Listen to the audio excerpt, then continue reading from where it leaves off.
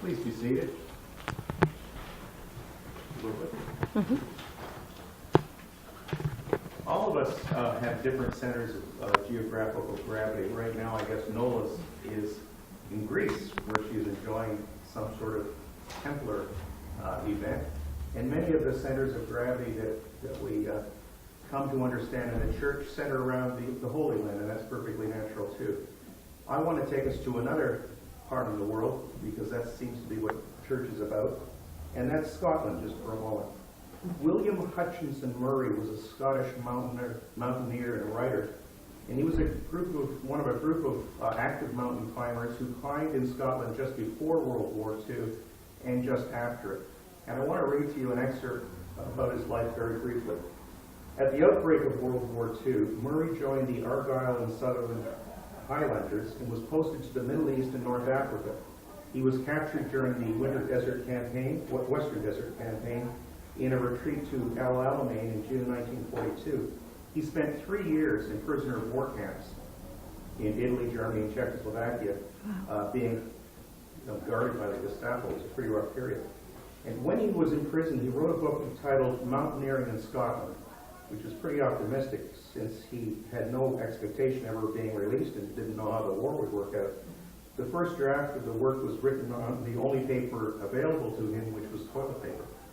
And the manuscript was found and was destroyed by the Gestapo. And to the incredulity of his fellow prisoners, instead of feeling completely defeated by this, and he was in a process of starvation at the time, his response to this loss was to start all over again. Despite the risk of its repeated loss, and the fact that his physical condition by that time, like everyone else's, was so poor, he was almost guaranteed that he would never climb again. The rewritten work was finally published in 1947 and was followed by a sequel, Undiscovered Scotland, in 1951. And he was actually deputy leader on the 1951 Mount Everest reconnaissance expedition, so he certainly bounced back pretty well. Let me just read you a very brief excerpt from his book, The Scottish Himalaya Expedition, written in 1951. But when I said that nothing had been done, I erred in one important matter. We had definitely committed ourselves, and we were halfway out of our ruts. We had put down our passage money, booked a sailing to Bombay. This may sound too simple, but it is great in consequence. Until one is committed, there is hesitancy, the chance to draw back, always ineffectiveness. Concerning all acts of initiative and creation, there is one elementary truth, the ignorance of which kills countless ideas and splendid plans. That the moment one definitely commits oneself, then providence moves too. And that really is the theme of this homily. It's commitment. And it is the strange miracle that happens the moment you stop saying, what are my resources? I don't have enough money. I don't have the contacts. My health is bad. All sorts of negative people are after me. All sorts of other problems are occurring in my life. I can't possibly take this next step because I don't have what's needed. What he is saying is that the moment we say, I've made the commitment to take the next step, almost miraculously, God, if you want to call him God, the Spirit, Providence, the universe seems to conspire to assist us. Our homily today asks, what does the Bible say about commitment? The answer is pretty encouraging. In fact, when I started looking around, I couldn't believe that almost every chapter in the Bible has something to say about commitment. Psalm 37:5, commit your way to the Lord, trust in him, and he will act. Isaiah, trust in the Lord forever, for the Lord himself is the rock eternal. Psalm 31:5, into thine hand I commit my spirit, thou hast redeemed me, O Lord God of truth. Psalm 84:12, O Lord of hosts, blessed is the man that trusteth in thee. Proverbs, commit your work to the Lord, and your plans will be established. And so it seems to me that the Bible itself is reinforcing the notion that we must commit first before we take an inventory of what we've got on our side to get the job done. And once we've made that leap of faith, which is really what religion is all about and what our belief in God is about, taking the leap of faith before we have the evidence. it's a dangerous, scary feeling, then we can succeed. Then we have some hope for the future. But what is the meaning of the word commitment? And I'm going to suggest to you that it all, regardless of how you define it or how the Bible defines it, there are always two essential requirements. First is a promise to ourselves that there is no turning back. You know, I remember working with a fellow on a project, and people have, I'm not trying to judge other people, but people have different approaches. And I said to him at one point, you know, the fish are in the middle of the stream, and your boat is tied up securely to the side. And you're never going to be able to catch those fish unless you cut the rope that's binding that little boat to the side of the stream.